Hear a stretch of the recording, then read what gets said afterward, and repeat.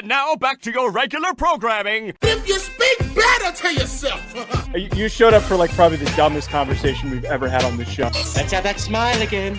Tell me how that happens. Physically should not happen. Relax. If you say it Give me as well. 3 times a day, God will line it up. He's just an absolute hack, and he gets his ass kicked by his teammates every week. It's just terrible. Welcome back to Hack City. Joe DeLeone, Sean Anderson, 2 former college football players from the University of Rhode Island. Today we are talking about, wonderful, Aaron Rodgers. Can't wait to talk about Aaron Rodgers. Does he have an update? No, he doesn't have an update. It's a whole bunch of nothing, but it's a whole lot of something if we read into it a little bit further. And somehow it impacts Sean's favorite player, Kirk Cousins. We can talk about possibilities of what's going to happen with him.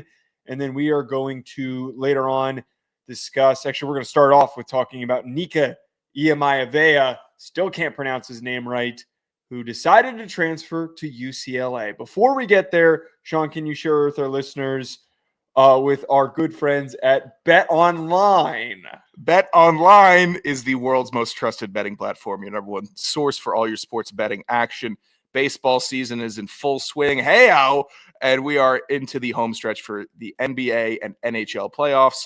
I have a question about the NHL playoffs later on in the show. Not to spoil it. I don't have an answer. Not to spoil it. Caps ain't going anywhere. Baseball season, everything that you want to bet on, home runs, no-run first innings stuff, which is annoyingly trendy. I hate those bets. I really just don't need a bet to be put into an acronym. Just say it. It doesn't need to be some big trendy thing. Make some money and stop with the acronyms. Give me a winner. I'm talking to you, by the way, betting man. I need some winners. Give them to me a bet. I'm not the one to get better winners from. Bet Online, though, is if you do eventually one day give me a winner, as I am just dying of thirst in this vast savannah. Bet Online is where you want to do it. Bet Online Casino, all the top Vegas-style games. Bet Online, the game starts here. Sean, we now know where Nico Iamaleava, I've said it 10 different ways on this show. Nico from Tennessee, we now know where he's going. He's transferring to UCLA. The news broke yesterday. Colin Cowherd was the one who had the scoop. This was after what was one of the most controversial NIL news pieces that has ever hit. He holds out for more money. Tennessee says, we don't want any of this. Get out. Go find your money elsewhere. There was a quiet period where Big Nick, Nico's dad, was trying to do damage control. And in that period of attempted damage control, he was trying to push this narrative that, no, this move was not for money. We were not looking for $4 million, which was a almost $2 million bump from what we were initially given. We weren't looking for more money after an underwhelming season. No, this was because we didn't think that the Tennessee offense was going to prepare us for the NFL. And you know what? Fair, totally fair. It is a popcorn offense that it makes things really easy for decision-making for quarterbacks. It's supposed to create a lot of inflated stats for various quarterbacks. Really? Apparently not Nico. But of course, Sean, where do you go if you want to develop to become an NFL quarterback? Oh, that's right. The answer is UCLA. Oh, out there in Westwood in Los Angeles. That's exactly where you want to go, is UCLA, to play for Deshaun Foster, who went 5-7 last year, for offensive coordinator Tino Sinceri, who wasn't even the full-time play caller when he was at Indiana. Of course, all of these make sense.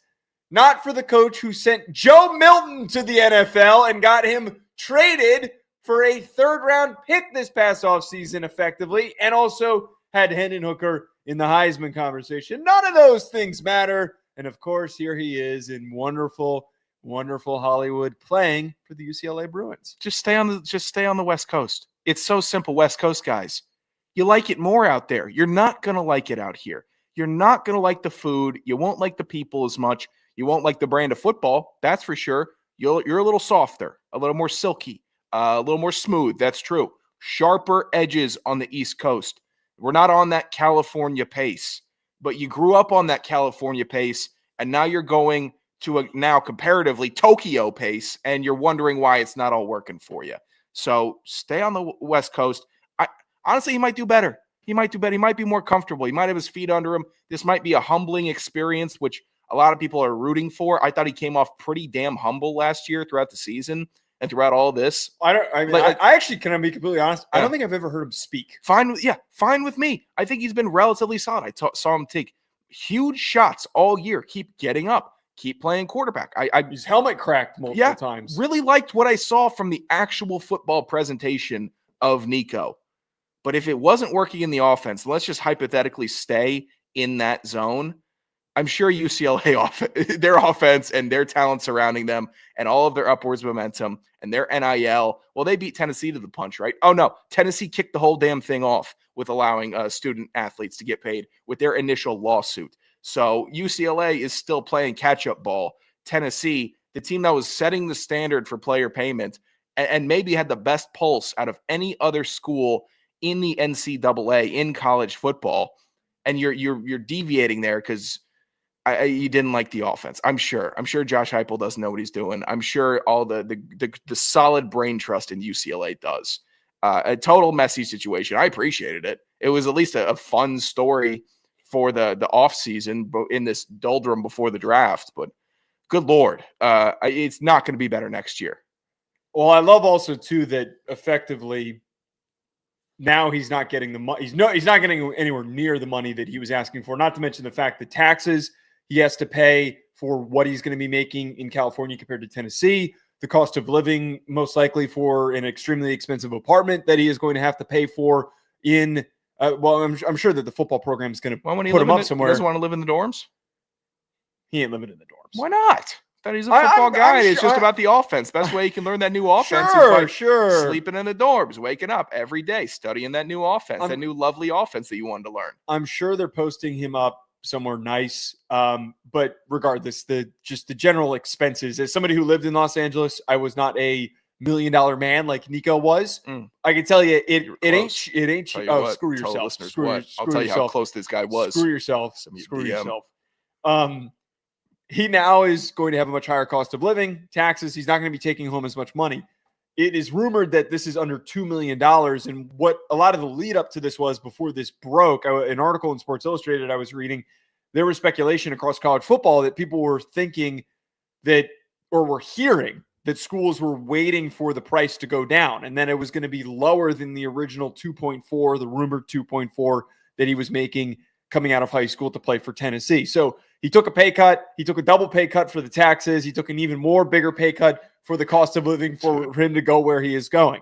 I have heard other things about the financials of the situation that I can't dive into that I will tell you after the show. But it is excited for the skinny. It is trying to be propped up, and this whole thing is a farce because it is tried to have been framed as we want to prepare ourselves for that next level, and this clearly was just the only option. It's like your buddy going through a breakup and he's going around. You see him for the next 2 weeks going around trying to hook up with the prettiest girls that he can find at the bar. Yeah. None of it works. And then suddenly he's dating a 5. And you're like, that doesn't, it seems like you were really trying to prove something here that you could do great after your breakup, and you're not really doing that great. Yeah. You need to convince yourself of this one. I will tell you about who did that after the bike. I will give you some skinny as well. wait. No, buddy yours? You can't. Mutual acquaintance of both of ours. Don't tell me who it is. Can you just provide the context? He crashed out. He crashed out too much. I can't do it to him. I genuinely. You can't just explain? Not right now. I can't. This is your typical rebound, though. This is your typical rebound dating relationship. Somebody from close to home that you're suddenly dating after the long-term breakup, that everything was all rosy and great, and you started a fight for no reason. Mute. What I enjoyed from what you were just saying, it was the terms that you. Oh, I guess I unmuted there. What I enjoyed from the. Where do you get off from your tangent there? I enjoyed the descriptive language that you used to describe how other teams were pursuing Nico, as if it was a clearance sale, and nobody is attributing best fit, personality, grades, if he likes the state, if he could get into the school, if there are anything that would surround college football from 6 years ago, some of the requirements to be able to move and some of the boxes you would have to check to transfer. It is a clearance fire sale for this quarterback, very good former 5-star quarterback. He's a 5-star. 5-star quarterback, and we're discussing him like this. It's gross. It's disgusting. This is the meta. You just did the meta, and there was technically nothing wrong with it with the new circumstances we're dealing with in college football. Mm-hmm. And that's freaky. That has me spooked that nothing else is being really talked about next best fits, except for whose wallet is currently full enough to be able to make this happen. Not who could have the actual NIL investment funds to give Nico a call. Well, it's shocking. That was the biggest problem with this, and why there was no money to be handed to him, is because quarterback decisions were made back in the winter portal period. That was when the NIL budgets were open. NIL budgets are not like an NFL salary cap. You don't have an NFL owner that has billions of dollars to play with. There is a finite number, even for the biggest schools. And they barely play with them, by the way. Yes. So you already, if you're a school that didn't have a settled quarterback and you were being maybe a little aggressive and risky, and you're just bringing in a guy to fill the need, you were throwing a good amount of money towards whatever quarterback you were going for in the portal. You're not going to have the budget space to throw that around, but double whatever that amount was, 3-4 times whatever that amount was that you gave for said player that you brought in the winter. So the whole point of all this, because it happened in the spring, the amount of money that teams had to spend was non-existent. Have you ever been to, I don't mean to do this. That's why he was trying to ship him earlier in the year. Right. Yeah. I don't mean to do this with there was the whole rumor of this stupid shit where he would just not show up whenever he was not feeling something. And then apparently his dad would just call people and scream at them whenever he didn't feel like doing things. That's nice. The other rumor was that he didn't show up for practices during the college football playoff lead up for whatever reason, because he was trying to hold out during that. But I don't mean to do this with someone who's a human being. He's an athlete. Best of luck to him in the future. But have you ever been to an auction and there's something that's being auctioned off and you're just like, nobody's bidding on it? Oh, okay. It's like, nobody wants the cooking lessons with Who Diane's wants the 8 mom. a.m. tennis lesson in August? Anybody? Yeah, everyone's just kind of like turning and looking. 8 a.m. with Sven. Like, maybe if it goes down a little. Sven was on the tour for a brief moment. He knows tennis. No. Okay. That's what it felt like, though. It was like everyone was kind of just waiting to see what happened. And I think UCLA ends up being the bigger benefactors here. We'll see if it works out, man. We'll see if it ends up working. Best of luck to him. It wasn't his fault. It was his dad. We've talked about this before.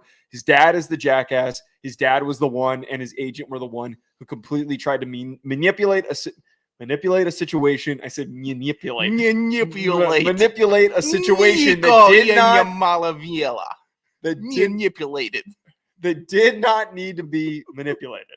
They tried to destroy something that didn't need to be destroyed. I'll root for him. And throughout this process, I'll forget so much about this whole situation in 2 months. I just will. I will hope to remember that this was not his doing or necessarily his fault.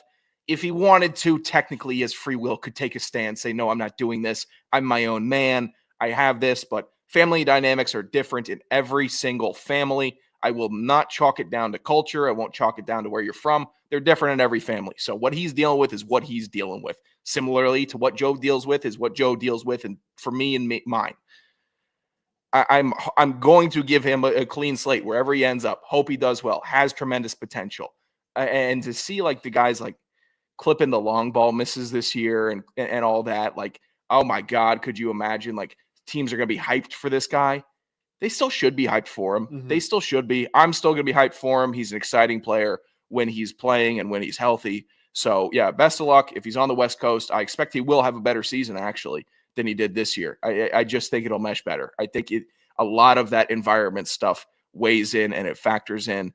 So yeah, I think official show stance, go Nico, right? No, I disagree. Okay. The official show stance is I don't care anymore. I like that better. I don't care. He is cast off to a irrelevant football program. I don't really care. What if he goes to Notre Dame because Angeli's in the portal? He's not. What if he did? Well, he hopped into the portal because Minchie and Carr beat him out. Marcus Freeman emphasized that he wanted to narrow it down to 2 guys at the end of the spring. And I talked to Ryan. I called him immediately as soon as I saw this. Apparently, he was 3rd in this battle. So it's Carr. It's probably going to be CJ Carr, or it could be Kenny Minchie. That had nothing to do with. They would. You understand this? We talked about this already. Nick and the agent called Notre Dame, and they said no. They called Oregon, said no. They called these places thinking that they could send him there confidently, and they were saying we're good. We're Why not don't you interested. want him? Yeah, he could show up. It'd be great for you guys. You guys could win a national championship with him. I don't want the dad. I don't want you the guys dad. can go there, get the all you can drink packages with the wristbands and high five it up, and then you guys are having a good time. Okay, goodness gracious. Well, you guys are retaining a lot of other talent and keeping the other dads appeased. Urlacher's gone. Urlacher wasn't going to play. Urlacher was buried. The safety is their deepest position right now. I was disappointed. I thought Urlacher was really fun. I thought he was too. Yeah, but sadly, it's what happens when you recruit really well at defensive back. It's just the natural flow of things. Okay, man. I'm not worried. I am worried for you. I think Steelers fans should be worried. We're going to get to that in a second. Before we do, though, I want to talk about the hats that we're wearing here. These fantastic, super durable melon hats.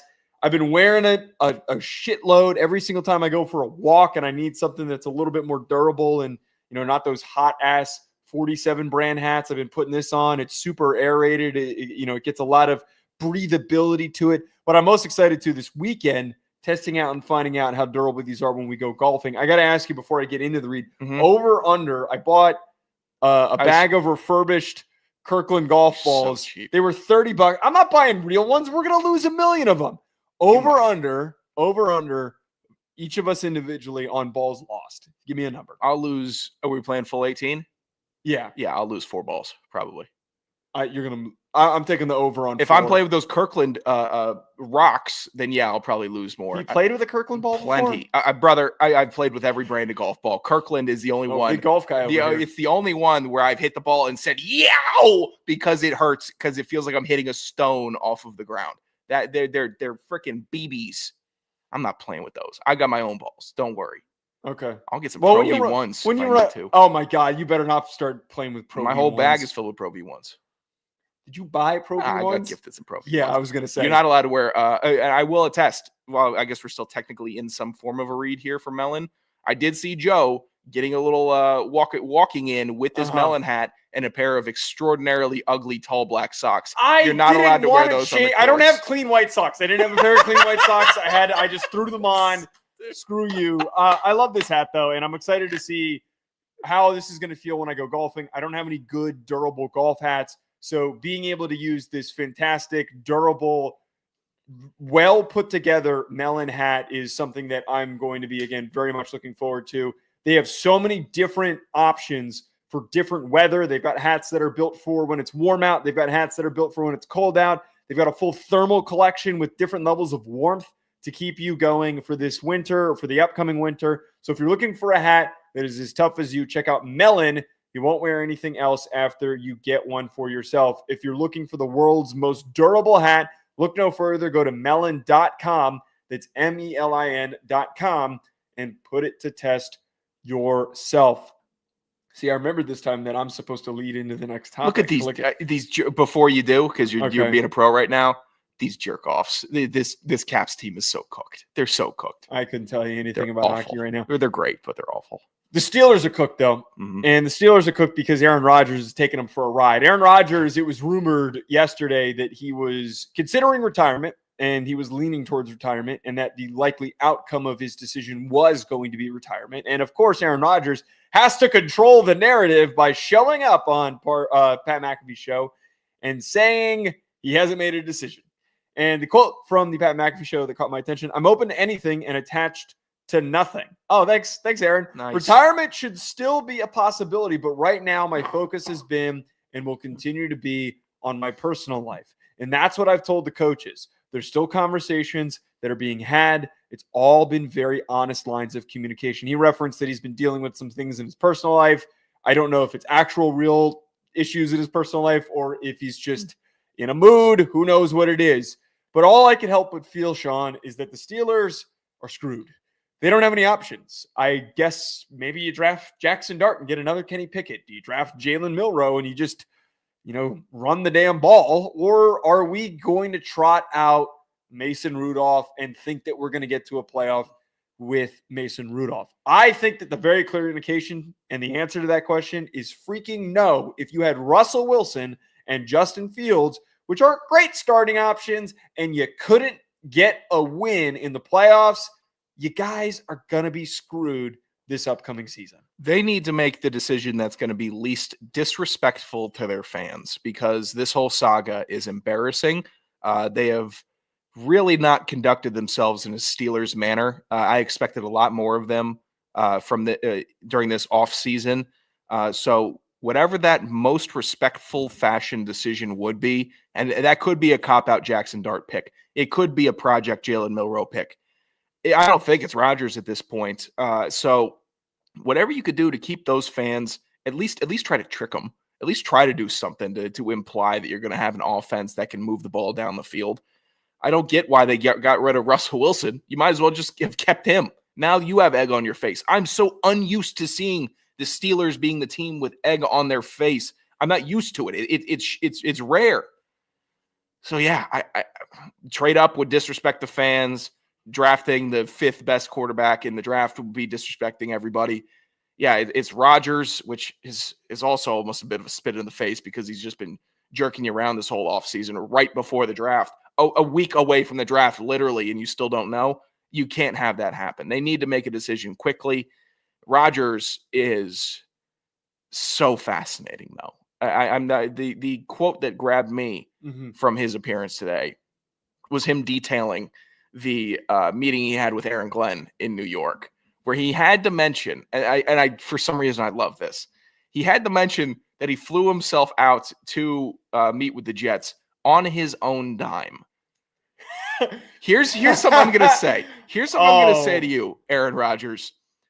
If you're a 4-time NFL MVP, a Super Bowl champion, described as one of the baddest quarterbacks to ever walk the earth, you can never, ever pull the on my own dime card to anyone. You weren't playing in the 70s where these quarterbacks were getting paid $20,000 a year, and that was good.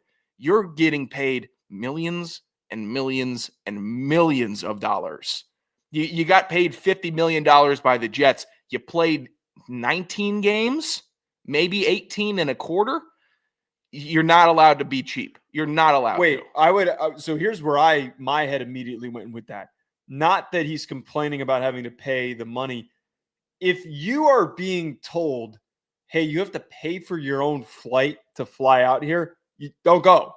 Don't go. You are already not the one with the power in this relationship. You are at the disadvantage. You've been told that we don't want you so bad that, hey man, if you want to come and talk to us, fine. Do, like whatever the hell, we don't care.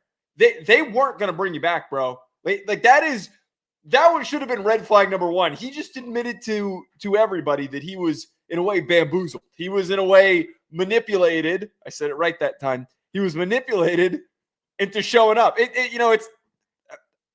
I was going to use a dumb analogy. I'm going to cut myself off. I keep using dating analogies. Sure. I love using dating analogies when talking about quarterbacks. I don't mind it. It's very easy. Well, it's people like can relate.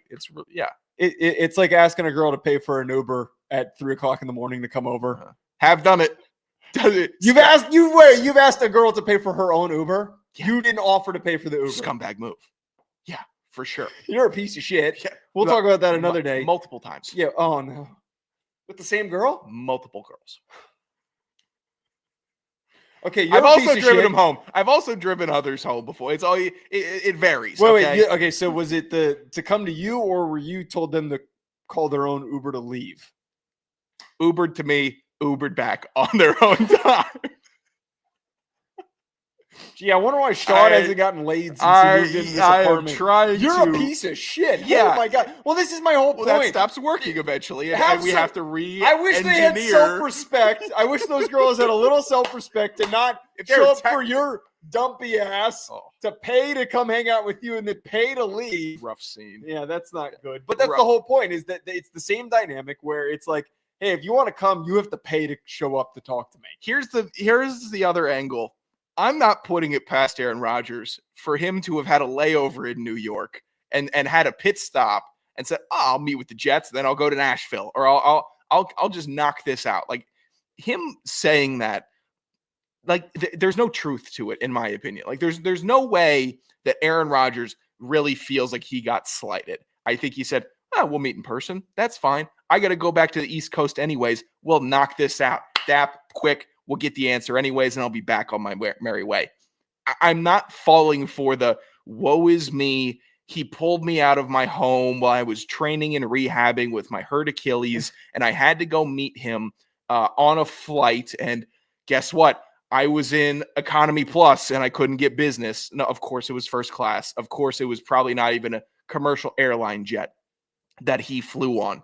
So I'm not letting him paint this as the Jets did me dirty. Now, the Jets did him cold in the meeting where Aaron Glenn, within 20 seconds of the meeting, as Rodgers described it, Rodgers said Glenn left, came back in with the GM, and then 20 seconds later, Aaron Glenn asked him, "Do you still want to do this football thing?" Rodgers said yes. Glenn says, "We're going to make a different move at quarterback." Meeting over. So he got done cold. They asked him the question. Again, we keep coming back to dating analogies. I have a buddy of mine who this is exactly what remind me of this. Buddy of mine gave an ultimatum to his girlfriend that he's currently seeing because he's moving to a new city for a job in short time. Okay. So he gave the ultimatum of like, if you want to keep dating me, you got to move to this new city. Okay. Fully expecting that was going to end the relationship. She was all in. She was all ready to go. Now he's regretting asking that question and providing that ultimatum because he wasn't expecting that answer. It's the same shit. They weren't expecting to get that answer. Do you still want to do this football thing? Hell yeah, I do. Yeah, no, we still don't want you. Yeah, that's a tough scene. I think they were expecting it at worst. I'm considering it. Right. They could have pulled on him. Oh, you don't sound that invested, and we need to go with somebody who's invested. So he gives the really invested response, and then you just have to stone cold be like, yeah, we still don't want you. They didn't phrase it, though, in a way to give him that out. They said, "Do you still want to do football?" Where if you are a 4-time MVP, Super Bowl champion, that's kind of ingrained, hardwired in your brain to still want to do football, still want to play. Brady would say the same thing. Elway would say the same thing. I still want to, but I can't. That's what they would say. Giving Rodgers that option, the egomaniac that he is, it's an exercise in futility to think that he would say anything but, yeah, pay me some more money. I'll go out there and sling that rock. Well, speaking of another decrepit individual who no longer has much in the tank, Kirk Cousins. There's a lot of speculation that I was seeing this week, and I wanted to bring this up about what the hell is going to happen with Kirk Cousins. He's like Where's Waldo of quarterbacks, where just once every 3 weeks, it's like, oh, well, what's going to happen with Kirk Cousins? Where's he going to go? Is he going to get traded here? Whoa, and then nothing happens.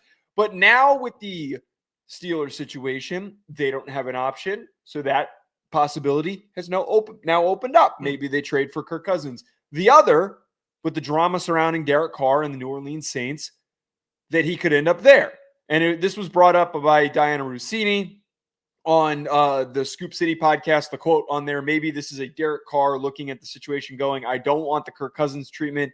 This is in reference to how he handled him not disclosing his injury to the team. I don't want the Kirk Cousins treatment. I don't want to be your quarterback. You guys draft a young guy coming in here, and it's basically, when is he going to play? Which makes a quarterback room tense. And I think that this is funny to consider that Cousins, this was the whole frame of it, and Cousins could end up coming in to compete with him. That'd be awesome. Send Kirk to New Orleans. Give me another reason to root against them. I like our Kirk check-ins, by the way. It's refreshing because I still have Kirk. I still like Kirk walking around, holding the water, holding the clipboard. Hey, Michael, you need a towel? Your brow looks a little sweaty from going in there and throwing a bunch of touchdowns. Let me get that off for you. I'm Kirk Cousins. I stink. So that is still nice for me to picture and hope that he will be on the sidelines for Atlanta next year because he is such a good quarterback. Him being a backup would be an asset. Send him to New Orleans. Let Kirk Cousins and Derek Carr dumb and dumber it up all training camp. Spider-Man meme. Which one's the real Spider-Man? Derek Carr or Kirk Cousins? They are starkly similar. Get off to super hot streaks, go on the coldest runs you could imagine. Baffling interceptions. Immensely impressive fourth quarter comebacks at times. But the consistency is where you lose the fan base, and neither of these gentlemen have any of that. Kirk Cousins in New Orleans, perfect fit. Go be a weirdo down there. I'm sure you could do Kirk O'Chain stuff. Sure, you could swag surf in New Orleans and get the whole city hyped and then miss the playoffs and be mediocre and collect a huge sum of cash. That's all I can expect from Kirk Cousins. Wherever he goes, he's going to get paid. Now, I'd imagine if he does go to New Orleans, it's probably going to be if he gets cut, because I don't think that they would trade him in the division. If they're already not really being super active about trading him in general, I don't think that they would jump to trade him to New Orleans. Maybe if they were, real sadists and thinking like, oh, yeah, go ahead. Good luck, Kirk. Go have some fun. And they really wanted to punish him. You think that it's tricky because Terry Fontenot is the former Saints GM. So he's all over both of these. Was he assistant GM? No, he was their big deal Saints GM. He might have been assistant GM, but he came from New Orleans, which irritated me from the get-go. You just don't do that. You don't bring arch rivals. No, he was assistant GM. Team constructor or assistant team constructor to you. Sending him to New Orleans? Yeah, I think it would be easy for Terry to do. He could, hey, what do we want? I don't want any of their players. I don't want anything from New Orleans. I want them to suffer and rot. I want the team to be bad. Adding Kirk Cousins to that, if we get fleeced, heads will roll. We will see Grim Reaper Arthur Blank on the sidelines or in the office. You're not getting fleeced. We better not. How the hell would you get fleeced in a Kirk Cousins trade? They would have to take on the entire contract. I don't want to pay a dime for Kirk Cousins afterwards. We have to get out of this thing scot-free. I think if you do trade him, you're going to have to take on a good portion of that contract. So we might as well keep him as a great backup quarterback because Michael Penix Jr., as we know, he doesn't have a spotless injury track record. So there is a chance he does get banged up. If that happens, I can have a nice fresh Kirk Cousins come in and basically pick up where Michael Penix Jr. left off. Framing of Kirk Cousins is always so weird. They're both banged up quarterbacks that could be good. They are. He needs to land with the Steelers, though. I think that now when we're looking at the Steelers' best options, they got to sell the farm. I know I'm not saying that they move multiple first rounders. I'm kind of speaking hyperbolically, but if you have to send multiple picks and take on the contract to go and get Kirk Cousins, you have to do it. I can't emphasize this enough that the Steelers don't have a viable option. Kirk Cousins is better than Mason Rudolph. Yes. I don't want to hear anyone trying to rationalize that Mason Rudolph is a good, viable starting quarterback for them. He was not brought in to be a contingency plan starter. And any belief in that is nuts. You already watched him start. He didn't do shit. Yeah. He didn't do shit. You didn't believe in him enough that you brought in all these other goobers, and none of them did better than Mason Rudolph. And here you are just back with the same dipshit who's lining up and who's not going to be very good. You need something. I really think that Tomlin's going to be done after this year. I think that this thing has run its course and that there is no survivability here. Okay, let's do a fun little quick game here. Better or worse than Mason Rudolph, all right? Daniel Jones. Better. Barely. Jacoby Brissett. Better. Mac Jones. Better. Oh, so you think so they should make plays on those guys? Well, they signed places. God, I'd still try to get him. I'd still try to get him. Did Jacoby Brissett sign somewhere? He's currently listed. This is on Spot Track. Spotrac. God. Sam Brissett, Arizona. Mac Jones is in San Fran. Kyle Trask, better or worse? I've never seen him play. He's never had to play other than preseason, so I don't know there. We can chalk him as worse then. Yeah, I'd say worse because we just don't know. Kyle Allen, better or worse? Same. Yeah, that's right. What about Sam Ehlinger? Worse. Oh. Sam Ehlinger sucked. Come on. He had a bunch of big hype in Indy for a couple games. No. Well, dude, back when I was in the Believe office, he gets announced as the starter for the Colts. And I so profoundly claim on a show when I was with the Stripe guys, the charity Stripe guys, I'm like, Ellinger sucks. He's automatically the worst starting quarterback. And they're like, how could you say that? That's just not true. They co-hosted the show at the time with a former Texas player, and they brought it up to him, and he's like, how could somebody say that? And guess what? He fucking sucked. He's rough. He was awful. It's rough. Not only was he bad, he was atrociously bad. That's one of those takes where I don't need to be proud that I was right, but I'm really proud that I was right because there was no reason to believe that he was going to do anything. Yes, Ellinger sucks. What about Zach Wilson? Better or worse than Rudolph? Better. I think he's got a little juice in his arm. I'd make a Zach Wilson play with Pickens and DK. Well, he just went to Miami. He went to Miami for $6 million. They're not going to guys that just signed somewhere aren't going to get traded. What if they paid $8 million? Wouldn't that be worth it? What do you mean? He just signed a contract. That's not how the contracts work. He already trade signed. For him. I'd do something. I'd try to get Zach Wilson. Your roster. I'd have him. I'd have those two immense athletes. Maybe they should go up to Quinn Ewers. You got a lot of faith in Quinn Ewers. Quinn Ewers better or worse than Mason Rudolph? Worse. That is crazy to say. I don't think Mason Rudolph's very good. What's his best game in his career? I don't know. I know Quinn Ewers is against Alabama. That's what I know. Which was in college. Yes, correct. Very correct. Astute point, Joe. All right, Sean, let's move on. I also don't like you acting like these guys couldn't get that quarterbacks under contract don't get moved all the time in season. Like we don't see guys get picked up not under contract, but like just they were just signed this offseason.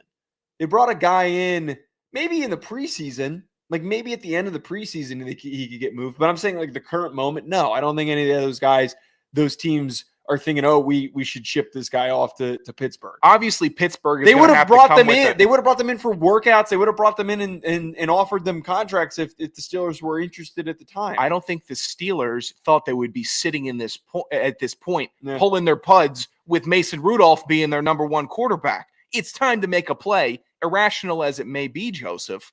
A play being made is better than no play being made and sitting there with Mason Rudolph. Correct? Yes, that's true. Yes. So let Zach Wilson throw the deep ball to DK Metcalf and Calvin Austin and George Pickens and run the rock the other 60% of the time. Yeah, this sounds like the most unsuccessful offense in the NFL. Automatic run on first down, second down, deep shot on third down if you don't That'd be a true Arthur Smith offense. I'm extremely predictable. He could do it. Bet he would. Bet a tight end's throwing a pass at some point in the season too. Bet that happens. All right, let's get to Hell Yeah Get Effed of the week. Hell Yeah being something awesome we found during the week. Get Effed of somebody getting dunked on. Sean, this is Hell Yeah of the week.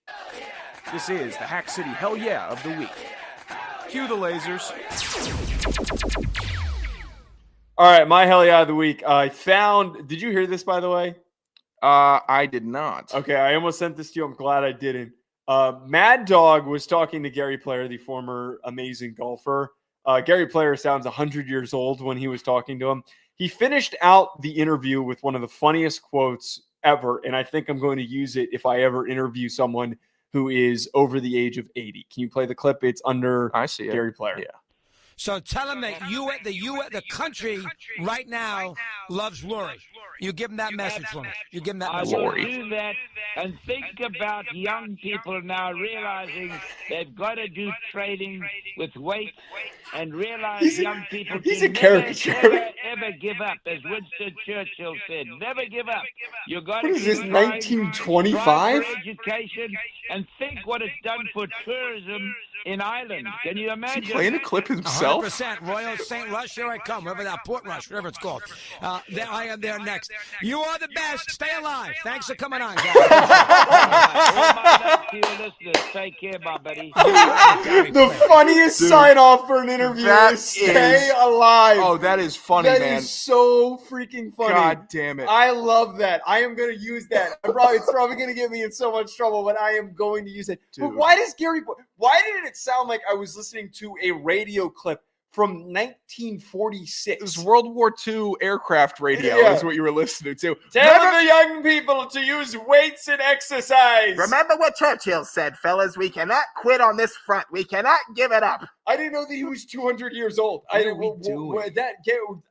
I didn't even know Gary Player was alive, first of all. Second of all, I didn't know he talked like that. I didn't know people still talk like that. That was one of the most ridiculous things, from him talking to Mad Dog telling him to stay alive. Yeah, it sounds like he's going to croak at any minute. What an interview. Oh my God. I kind of want to go back and listen to the full interview just because of that. That I'm so glad you didn't send to me that so I could react naturally there. That was stay alive. Hilarious. Sign off with stay alive. I'll give that to you. If you don't use it, I'm taking it. I will give you a heads up. You have permission. Whoever gets to it first. Oh, that's so funny. Golly, Mad Dog's great, man. I like that he's still him. Like, he didn't change. Here's what I will say. Francesa is still Francesa. Russo is still Russo, and that's why they're the best. That's why both of them are the best to do it. And you argue with the wall, every one of your other guys have changed. They've all changed. They've all gotten older, sounded older. You could say even Francesa sounds older. Give him No, he sounded the same way when he was 40. Watch him lose a bet on air and see how that passion starts to stir up and fire. I really respect that they know who they are and they stick to it, and they will tell an old-ass Gary player to stay alive at the end because that's just a funny radio thing. Oh, great. Hell yeah, Joe. How old is Gary Player? Wait 1 second before you give yours. Gary Player is 89 years old. Sounds like it. Good for him still doing a radio spot at 89. And good for Mad Dog for wanting to get an 89-year-old Gary Player on the show. When you're bringing a guy on that sounds like that, I mean, you have to. All right. What's your hell yeah of the week? My hell yeah of the week, I'm sure you've seen this circulating, Hotel TV. Oh, now I know what you're talking about. Okay. Oh, I have so much enjoyed the discourse on Twitter. I will not call it X on this show. On Twitter, a picture of a very mid-looking, dingy hotel room was posted. 2 twin beds, AC, standard curtains, standard shades, and a bad hotel TV. About 36 inches, big back on it, with early stage plasma. So what has transpired is everyone discussing how they would operate in this hotel room. Some are saying General Tso's and Seinfeld. Some are saying TBS movie until I pass out. Some are saying SportsCenter, and SportsCenter stays on. It doesn't turn off until I leave the hotel room, door dashing a bunch of food and just being a savage in the hotel room. That makes me so happy because that's how I operate in a hotel room. I will pick apart, especially the TBS movie, because, Joe, have you noticed on TBS, the commercials are vastly louder than the movie. So that is consistent. I haven't watched TBS in 100 years for actual TV. If you're in a hotel and you're trying to take an Anchorman 2 nap, where you're just kind of phasing, that was funny, Paul Rudd, and then you're back down, that TBS commercial for whatever they're selling will wake you up like nothing. It'll be the loudest commercial. I don't know. They've never figured out the balance between movie volume and their commercial volume. So it's never a TBS movie for me in a hotel room. SportsCenter, it's a great call. I'm not watching a ton of SportsCenter here, but it just feels good to have on in a hotel room. Makes you feel at home. Well, I usually my move, the door dashing the nearest thing that's I always order in abundance. Like, I'll always order what's a decent price that I could order $40 worth of food. That's like a shitload of food. It always ends up being like a cheap, shitty steak from like an Applebee's or something like that. Sure. That's always an easy one, or some Chinese food from around the corner, which is always a sketchy thing to do if you're ordering it from somewhere in the South. It's usually never very good. Or if you're getting really frisky, order some sushi. That never ends well. I like getting something that I don't want to smell up my own apartment. Stink up the hotel. So I'll stink if I want stink that shit right if up. I want some Greek food, and I'm not, and obviously, so a big Greek dinner with the gyro meat and the spicy feta, stink it up. If I want to do Indian food, I'll do Indian food, and that'll be great. I'll just devour it like a big fat animal. My move as soon as I get to it, and I have to say that, like, this is the one thing that I'd like to travel more for work, and maybe it's something that I'm going to try to do more by going to like games and stuff like that. Who the hell knows what's going to happen in the next few years? But like, I kind of envy those that get to travel for work and disappear for a couple of days at a time. My move when I go to a hotel, it is pants off, shirt off. I'm like, the minute I walk in the door, the minute I get the key, I'm stripping down. I am fully stripped down. The TV is getting turned on while I'm taking my clothes off. Yeah. And I usually put on NFL Network, and I just let That's good. A Football Life or whatever, Top 10 play. And then I'll just start scrolling on my phone or I'll watch a movie on my phone. It's just background noise. I'm not actually watching the TV, but I also, my biggest thing with this before we move on to Get F, I will not turn the TV off, as you said, until I leave. Like, it will be on the entire time, and I will make sure the do not disturb tag is on so nobody comes in to turn the TV off. Can I tell you what was actually some pretty good hotel watching this past weekend in Ohio? It was me and my dad killing time before, like, I don't know, the Masters weren't on just yet. It was pre-start of like the third round on Saturday or something. Or maybe it was the night before. Masters weren't on, so obviously we were watching Masters. We weren't doing that. Watched a full 3/4 of a UFL game between Arlington and Birmingham. Enjoyed the hell out of it. Got to watch Kyle Trask make a big comeback. I was like, this is what the UFL is made for. Every hotel in America, the default, and this is an old radio trick, Joe, if you didn't know, radio stations, they would go to rental car lots and make sure it was turned to the knob of their station so they get more concurrent listeners of people that were coming into the area. Hotels should do the same thing for the UFL. Everybody should just start right on Fox Sports, beam UFL right to people. It instantly relaxed me. There was something about the background noises of the pads clacking, and then every now and again you'd hear it's almost like watching baseball, watching the UFL. You would hear a big cheer. Well, not a big cheer. You'd hear a big pop because the fans aren't really in the stands. It's more of like an excited clap. Big broadcaster noise. And then you turn over. Oh, someone scored. Oh, someone got it through a pick or got sacked. And then you watch the replay and you say, oh, I remember that guy. He played in college. That's a name I remember. It was a fun time. Genuinely. I think it's a great hotel watch. All right, let's move to Get Effed. I do agree with that sentiment. Let's move to Get Effed. Somebody who got dunked on this week. This is Get Effed of the week. Get help? I broke my knee, man. No. Get effed. Ice up, son. It's the Hack City Get Effed of the week. My Get Effed of the week. Fran Brown is turning into one of my favorite coaches in college football because he's the most authentic coach. And it makes sense why you hear that he is one of the best recruiters in the sport. One of his players, Trevor Pena, entered the portal. He was one of the most productive receivers for them this past year when Kyle McCord broke the ACC all-time or single-season passing record. He gets in the portal, and Fran Brown very candidly says, you're going to make $2 million at wide receiver? That's the homie at Ohio State. I'm not giving no wide receiver $2 million in college. Couldn't have been more candid than that. I really am curious if Pena was asking for that much money. But I really appreciate the transparency of understanding what some of these negotiations are like. In a way, it was kind of like the Nico one, but it was a lot less of a hostile takeover. Fran Brown just said, nope, we ain't doing this. Just go good luck. Go find the money if you think you can go find it. Go do what you want to do, but we're not playing this game. Fran Brown rules.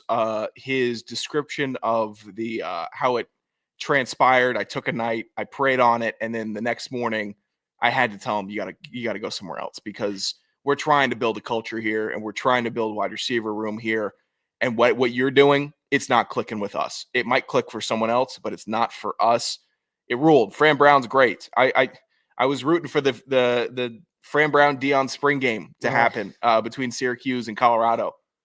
That would draw 10 million. It just would. That would draw so many eyes to the screen just for a spring game. Yeah. They're boring. They are. There's coaches standing behind the players. I remember our spring games. It was always hell, just one-on-one rep after one-on-one rep.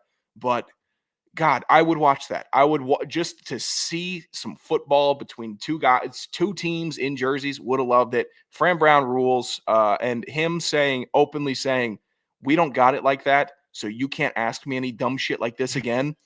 That's awesome. Well, putting him on blast that much that he brought it up in an interview is even better. It's full culmination here. It's not a rumor. It's not, apparently Fran Brown told. It's not like the Heupel stuff where it's like, apparently this is how the conversation went. No, he just straight up openly said this was how it went down. So that's why this is awesome. Transparency, and it was beautiful. Yep. My Get After the week, and this isn't like a ha-ha. This isn't like I'm trying to be mean here, but this was technically, it falls in the Get After category. Did you hear about this Maryville, Tennessee pastor that was held at gunpoint, kidnapped at gunpoint while he was in South Africa. Is this different than what you wrote down? You switching up? Yeah, I'm switching up. Okay. I'm switching up. That one is evergreen. I did hear about this. I recorded a video for Sports Geek that I'm publishing later on it. Yeah, Maryville pastor Josh Sullivan. I have family in Maryville, Tennessee, so I sent it to them also, and they got a kick out of it. Do they know the pastor? I don't know. I don't think we go to the same. I don't think different religious denomination. Okay. I mean, that was a bit intrusive. Do they know the pastor? I don't. It's a small area of Tennessee. I would assume in Tennessee. I don't know shit about Tennessee. I've never been to Tennessee. I would assume that everybody knows everybody if you're from the same town in Tennessee. Maybe. I'm not sure. I didn't get to know many people in Maryville when I was spending around a lot of time there. But is it a big city? No, it is not a big city. Okay, so they probably know him. I doubt they know Pastor Josh Sullivan. They know him because he was kidnapped at gunpoint. Like 31,000 people while he was in South Africa. Okay. And after he was rescued, I guess the protocol after a traumatic event is don't talk about the event, do small talk. And the small talk that was presented was the Nico news, and that his quarterback, obviously a Tennessee fan, everyone in Tennessee is a Tennessee fan. Even if you went to a different school in Tennessee, you just root for Tennessee. The first news that's hitting his ear about his favorite team is that the quarterback is leaving because the dad was a dickhead and he wanted more money and he didn't like the offense. Get effed, honestly, because what a week. Kidnapped, held, I'm sure for religious purposes or for extortion. Don't know if you're going to live or die. You don't know if these people care about you. You don't know if you're even going to be able to get extricated. And then you're coming back, and the only thing that you really probably care about in life outside of the big man and the Lord is your football team, and your guy's gone. What a week. Well, and I'm flipping on the get effed of this is still pointed at Nico because and his father, he went through something so awful, yet that was the worst part about his week. Apparently, that was the worst thing that he endured. So yeah, that's a double get effed here. I think maybe if you're a pastor, you kind of sign up for the option of another religious group. You obviously don't hope it ever happens, but you're kind of signing up knowing that you're a figurehead for the religion that you are teaching and preaching and looking over. You're never thinking that the quarterback that you signed, the 5-star, is going to leave your team because he wanted more money after you're paying him so much money. You just aren't going to be thinking that. That's out of your playbook. It must have felt like getting hit in the back of the head with a hammer. Feel bad for this guy. All right, let's move on to the hack bag. The question I ask every single show: do we have any voice? You're just gonna cut me off? Never stops. This is the hack bag. Hit us on Twitter for questions or call at 201-834-4308. 201-834-4308. Call in with your questions. Now, Sean, I asked. Hey, Sean, it's your buddy, Dustin Helton. Hope you're doing well on this live show. Sean, since we talked about OV before, and I know you're a Caps guy, do you think the Caps will win the Eastern Conference? And if so, who do you think they play in the Stanley Cup? Thanks for doing all you do. Talk to you later. Thanks, Dustin. Thanks that was a very polite, nice question. I appreciate everyone who does call and give us questions, but I do like the really unhinged ones. Dan, I'm looking at you. We need more on Chester. Keeps telling us he's going to call. Rack still waiting on the unhinged ones are the best ones, but I'll let you answer this. I don't have anything to weigh in. I really don't like having to bully the chat into calling, but Dustin deserved it last Tuesday. Yeah, he did the bit of like, oh, I should have called, and then well, he called. The bullying works. He called while we were taping, which I appreciate. Great. Good bit. Call while we're taping. That's fine. I'll see the dots pop up and say, oh, voicemail. That's nice. 201-834-4308. The Caps aren't going anywhere. They're not winning the Eastern Conference because they are a 1 seed and they had a great record. And when that happens, get knocked off. Early exit. That's how it works. My entire adolescence growing up watching the Capitals, in the last month of the regular season and into the playoffs. Oh, man, our team is so good. Backstrom looks solid. Wilson, we just got Tom Wilson. He's going to be the one that gets us past New York. The Bruins aren't going to stop us this year. The Toronto's not going to Maple Leafs. Maple Leafs. I almost called them the Blue Leafs, like a loser. But like all of kid who couldn't guess the logos when we. Yeah, exactly. All of these teams that I used to watch savage the Washington Capitals and watch the Capitals be so dominant in the regular season. And then give up their butts at the when the playoffs came around. This is one of those years. And honestly, this season was a success. You had you have a bunch of great young players on the team that are contributing. They're signing future stars for when Ovi eventually leaves. He's a tank. He's an ox. He got the record. That's great. Now just take your first round exit. Let's just get back to normalcy. I would appreciate it because this extended, glorious tour, if they get out of the first round, they'll get out in 7 games. Mm-hmm. And then it's going to be one of these grind you down before you can even get to the Stanley Cup. You're already gassed. You already feel like you've played a full playoffs. Teams that win the Stanley Cup win in 4, or they're a team of destiny that wins in 7 every single time. The Caps don't do that, though, and they won't do it this year. Rooting for the fellas. I am. I'm rooting against them. Screw the Caps.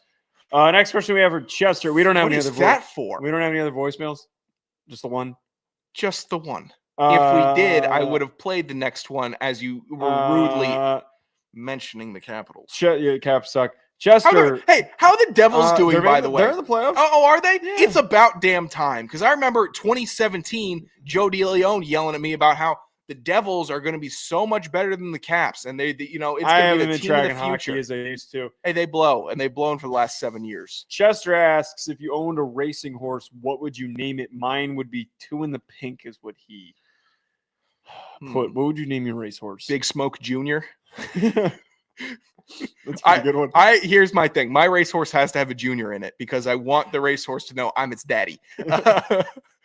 That's what I need to know. That's the tone I'm setting. And when it's Big Smoke Jr. or Thick Haunches Jr., whatever you want to, whatever I end up naming the horse, Junior. Well, who's the senior? And I'm gonna be wearing a big Letterman jacket with that Big Smoke Senior. Okay. Big Smoke Senior. Yeah, I people hope are gonna get know a horse. All these people enter horse racing and then want to be like, oh, I just have a part ownership of a horse, or I like going and seeing it. I thought the whole thing about horse racing that it appeals to me is making it all about yourself. Is being a character, because the people in the horse racing community are characters. Why would you opt to be boring in horse racing? Be fun, do some shtick. That's what I'm doing. It's not going to be a gelding either. It's going to be hanging. I don't care if that's the difference between a 3rd place finish and a 4th place finish. The extra weight slowing him down. My horse will be. I know mostly race horses are female also, but it's going to be a male horse and it's going to have a full piece. I'm not messing with the horse. It's not getting spayed or neutered or anything. All natural. You want him trying to fuck the other horses, is what you're saying.